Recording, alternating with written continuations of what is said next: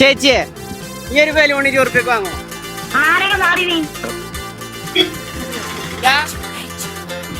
നമുക്ക് ഈ കാക്കനോട് ചോദിച്ചു കാക്കോ ഈ ബലൂൺ 20 റുപ്യക്ക് വാങ്ങോ? വേണ്ട.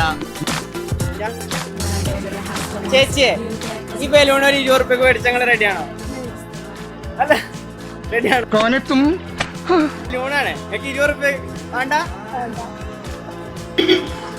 ഈ ഒരു ബലൂൺ 20 റുപ്യക്ക് മേടിച്ച റെഡിയാണോ?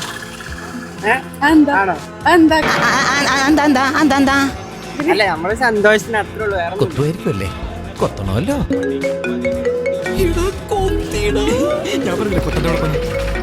അന്ന് പൊട്ടിച്ചു നോക്കി